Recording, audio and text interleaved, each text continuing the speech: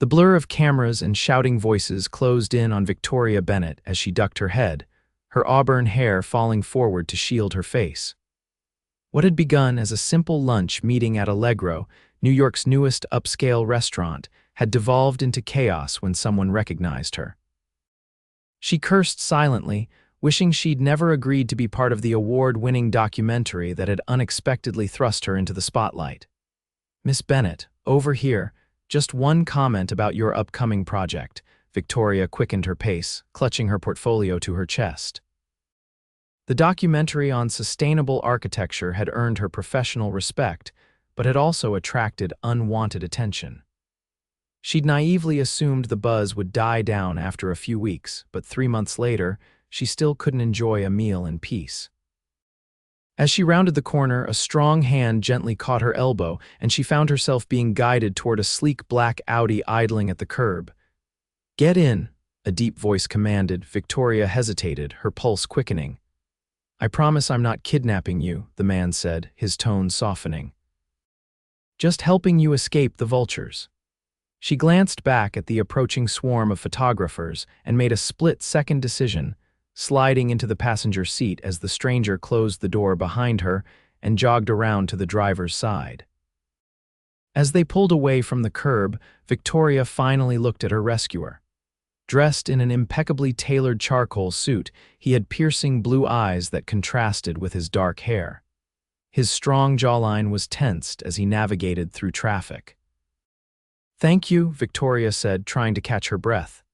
"That was intense." "The paparazzi can be relentless," he said, smoothly changing lanes. "I'm Parker Zimmerman, by the way." Victoria's eyes widened slightly, even she recognized that name. Parker Zimmerman was the CEO of Stellar Development Group, one of the largest sustainable development companies in the country. She'd studied their projects extensively during her architectural training. "Victoria Bennett," she replied. "Though you might already know that if you rescued me on purpose." A smile tugged at the corner of his mouth. "Pure coincidence. I was leaving the restaurant and saw someone who looked like they needed help." He glanced at her. "Although your name does sound familiar." "I'm an architect." "I was featured in Building Tomorrow," Parker finished, "the documentary about sustainable urban development. Your vertical garden project in Brooklyn was brilliant." Victoria felt a flush of pleasure at his recognition of her work. "You've seen it 3 times," he admitted. "Professional interest. My company is always looking for innovative architects." The car slowed as they approached a traffic light, and Victoria realized she had no idea where they were headed. "I should probably give you directions," she said. "Unless you're planning to drive me around Manhattan all afternoon." Parker chuckled, a warm sound that seemed at odds with his otherwise serious demeanor. "Where would you like to go? Home, office, or somewhere the paparazzi won't think to look?" Victoria considered her options. She should return to her office where she had deadlines waiting, but the thought of extending this unexpected encounter was surprisingly appealing. "Somewhere quiet would be nice," she admitted. "I have some designs I need to review, and I could use a break from everything." Parker nodded, making a decisive turn. "I know just the place." 20 minutes later, they pulled into a private parking garage beneath a gleaming skyscraper in Midtown. Parker led her to an express elevator that required his fingerprint to access. "This is Stellar's headquarters," he explained as the elevator ascended swiftly. "There's a rooftop garden that's closed to the public. It's where I go when I need to think." The elevator doors opened directly onto a lush expanse of greenery. Victoria stepped out and gasped softly. The garden was a masterpiece of landscape architecture, with winding paths through native plants, small seating areas tucked among flowering shrubs, and a spectacular view of the city. "This is incredible," she breathed, turning slowly to take it all in. Parker watched her reaction with evident satisfaction. "One of our first major sustainability initiatives. The garden captures rainwater, provides insulation for the building, and serves as a habitat for birds and insects." Victoria moved to the edge of the rooftop, looking out at the city spread below. "It's like an island in the sky." "That's exactly what I wanted," Parker said, coming to stand beside her. "A sanctuary above the chaos." Victoria studied his profile as he gazed out at the skyline. There was something guarded in his expression, a hint of weariness that his professional composure couldn't quite hide. "Thank you for rescuing me," she said.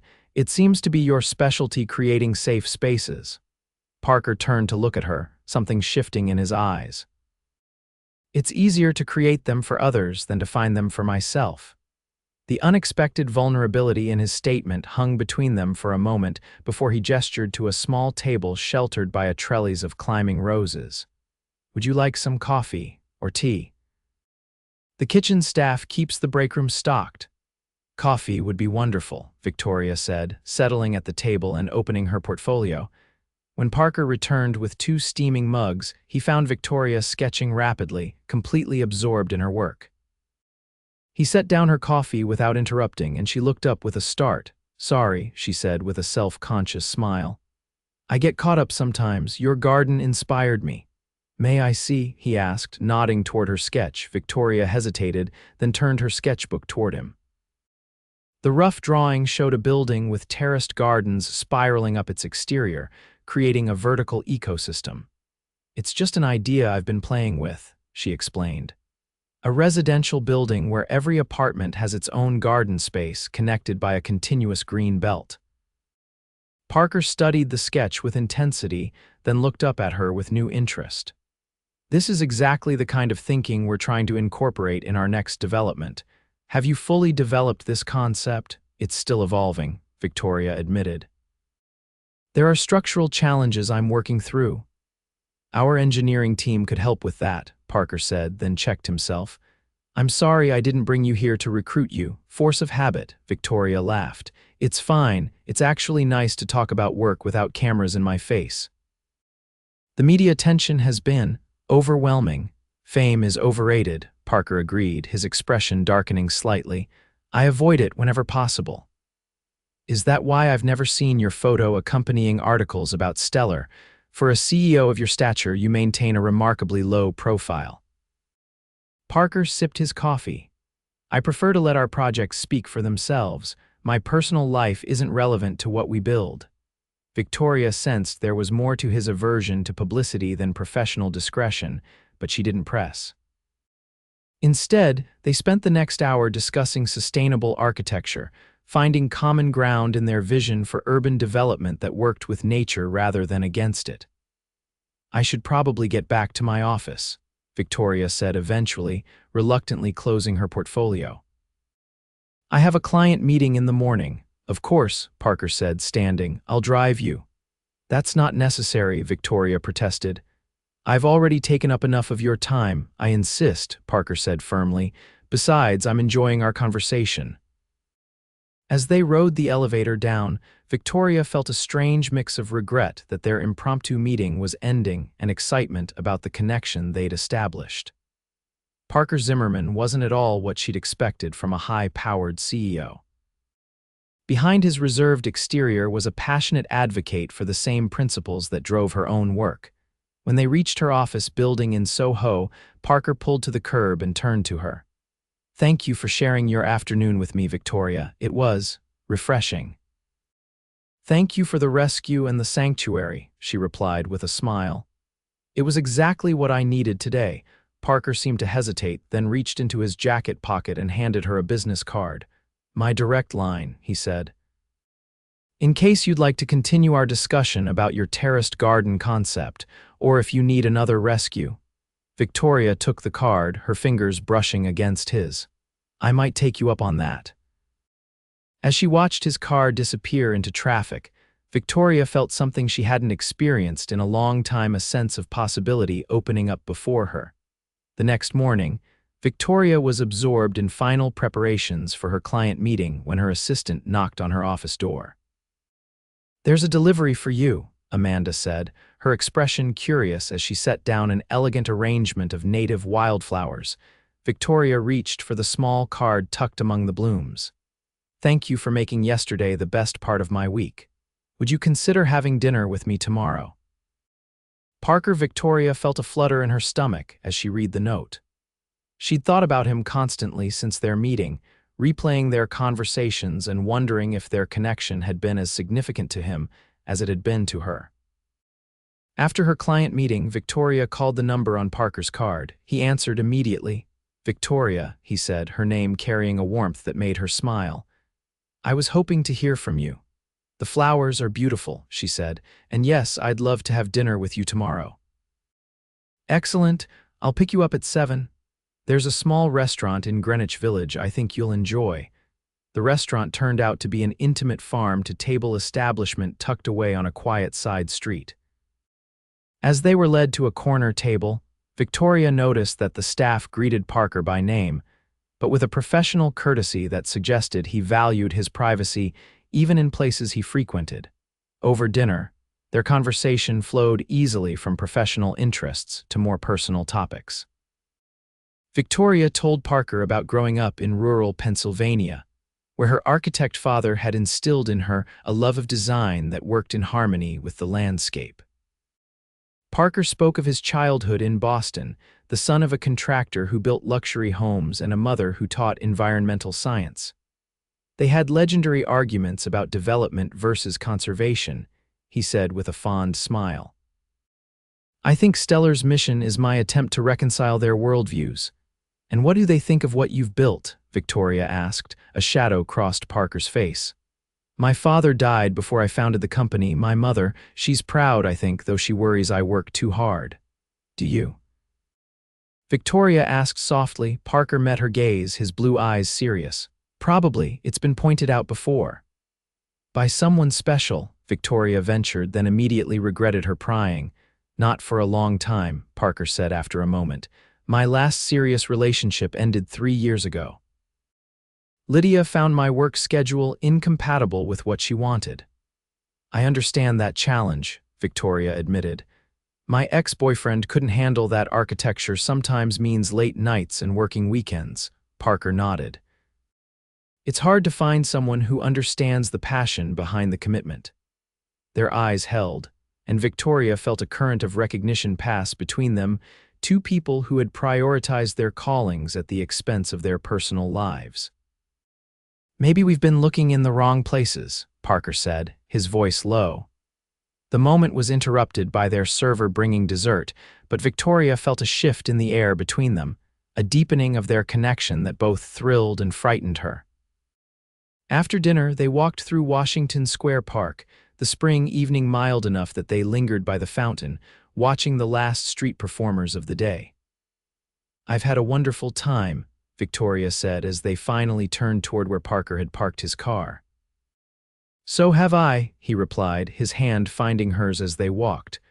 "Would it be too forward to ask to see you again, perhaps this weekend?" Victoria smiled. "Not too forward at all." The weekend turned into a full day spent exploring Brooklyn's botanical gardens, followed by dinner at Parker's penthouse apartment overlooking Central Park. Victoria was struck by how the space reflected its owner, elegant but understated, with floor-to-ceiling bookshelves filled with volumes on architecture, urban planning, and environmental science. Over the next few weeks, they fell into a rhythm of shared evenings and weekend explorations. Parker introduced Victoria to his favorite hidden corners of the city, quiet bookstores, secluded parks and restaurants where they could enjoy each other's company without interruption. Victoria found herself increasingly drawn to Parker's quiet intensity, his unwavering commitment to his principles, and the gentle consideration he showed her.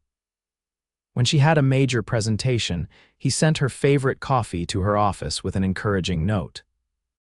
When he needed to work late, she sometimes brought dinner to his office, and they ate together while discussing his latest projects.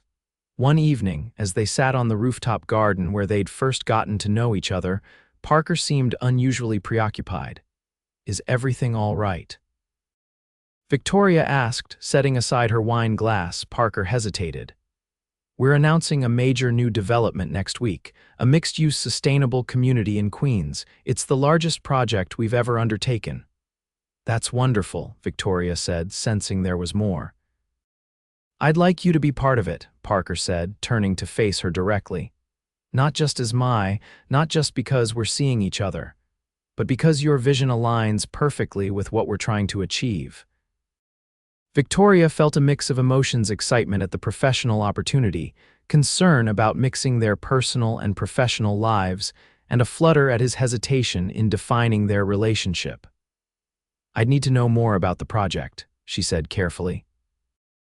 "And I'd want to be clear about my role and how we'd navigate working together while also dating," Parker supplied with a small smile. Victoria nodded. "It could get complicated." "It could," Parker agreed, "but I think we're both professionals who can separate work from our personal lives." "And Victoria," he took her hand, "what's happening between us is important to me. I wouldn't risk it for a project, no matter how significant." The sincerity in his eyes made Victoria's heart beat faster. "It's important to me too," she admitted. "More than I expected it to be when you rescued me that day." Parker's smile deepened. "Best impulse decision I ever made." The announcement of Stellar Development Group's Queen's project made headlines in the business and architectural press. What wasn't reported was that Parker had brought in Victoria's firm as consulting architects, with Victoria herself leading the residential design team. Their professional collaboration proved as successful as their personal relationship. Victoria's innovative approaches to community spaces complemented Parker's vision for integrated sustainability. They challenged each other, sometimes disagreed, but always found their way to solutions that were stronger for their combined perspectives. 6 months into their relationship, however, the careful balance they'd maintained between public and private lives was disrupted when a gossip blogger published photos of them having dinner together, speculating about the romantic connection between Nick's most eligible CEO and the star architect. Victoria was at her drafting table when Amanda rushed in with the news. "You're trending," her assistant said, holding out her phone to show Victoria the article. The photos were innocent enough, just the two of them laughing together at a restaurant, but the accompanying text implied that their professional collaboration might be based on personal favoritism. Victoria's phone rang, and she wasn't surprised to see Parker's name on the screen. "Have you seen it?" he asked without preamble. "Just now," Victoria replied. "It's not that bad, really." Parker's sigh was audible. "The photos aren't the issue. It's the insinuation that you got the Queen's project because we're involved. That undermines your professional standing, and I won't have that." "Parker, people will always talk," Victoria said, though she appreciated his concern. "We know the truth. I'd like to issue a statement clarifying the timeline that you were brought onto the project based solely on your expertise. Would that be all right with you?" Victoria hesitated. "I don't want this to become a bigger story. Maybe we should just ignore it." "Victoria," Parker's voice softened. "I've spent my career avoiding the spotlight because I've seen how it can distort reality.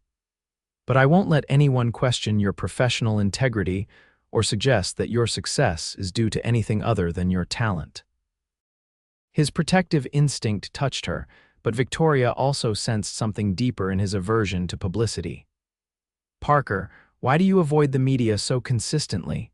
There's more to it than just professional discretion, isn't there?" The silence that followed told her she'd hit a nerve. "It's a longer conversation," he finally said.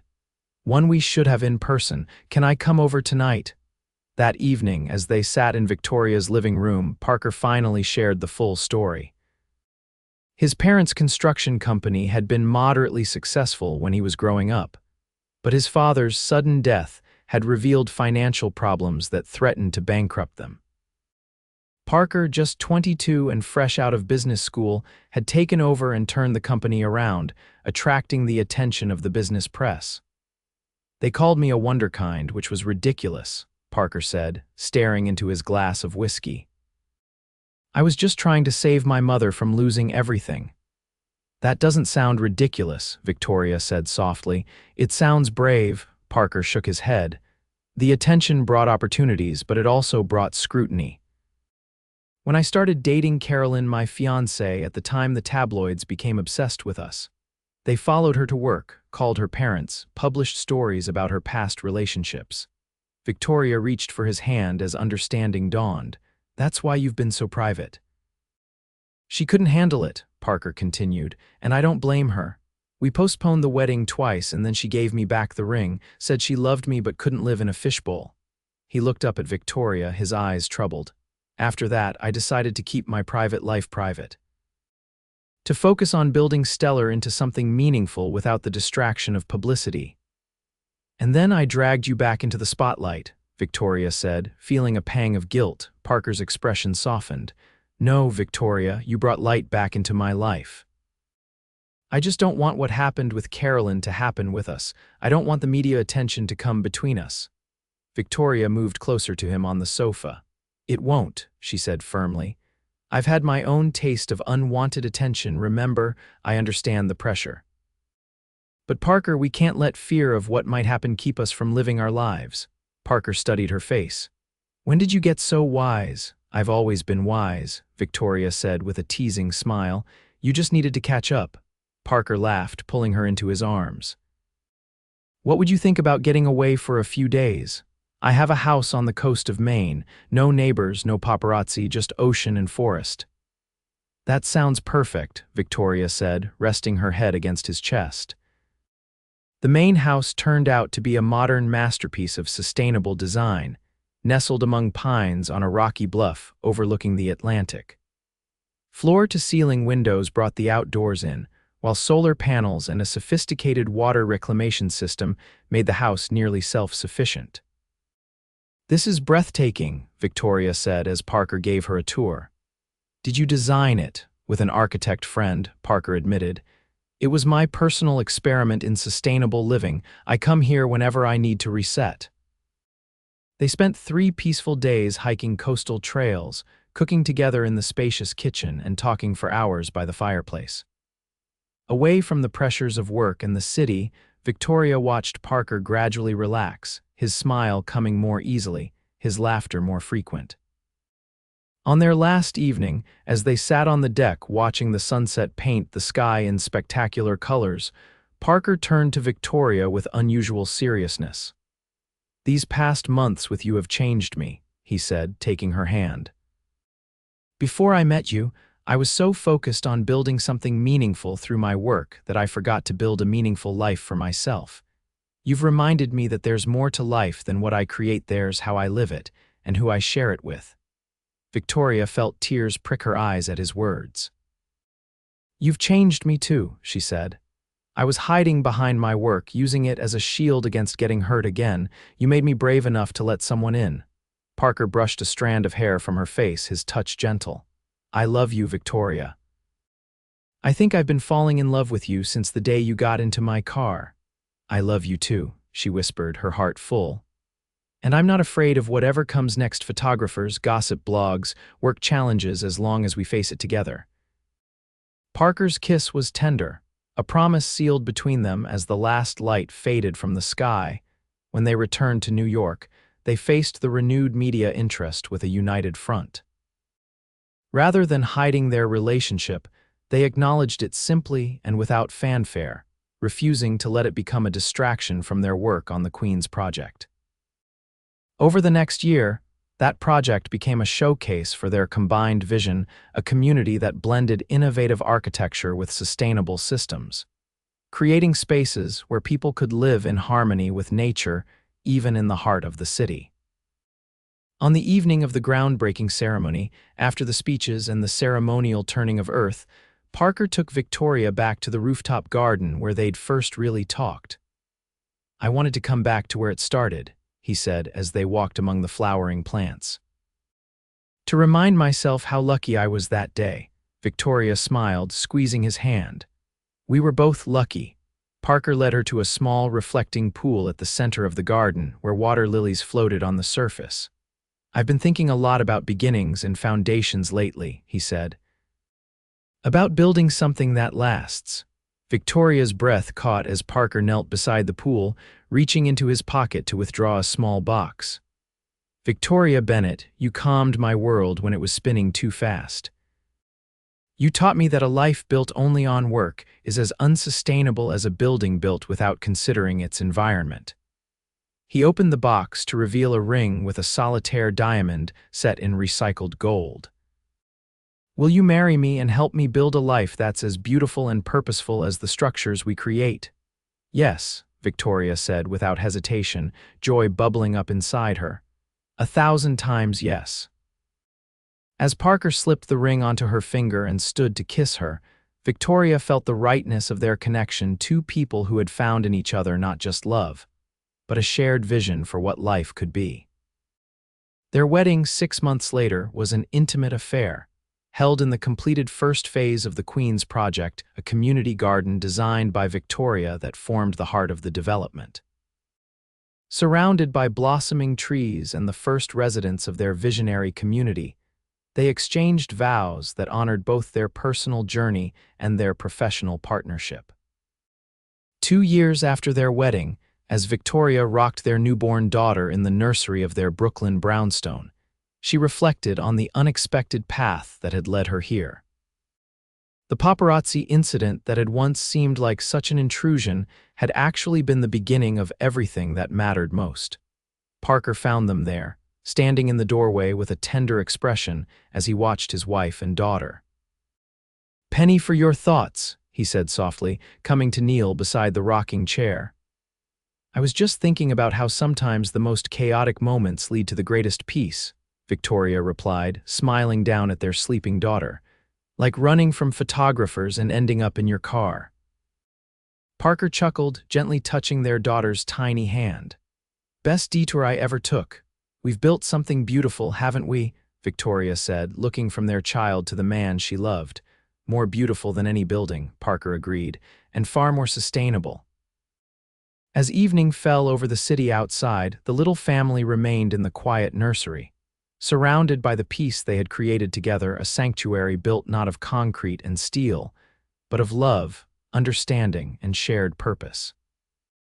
It was, Victoria thought, the most perfect design they would ever create.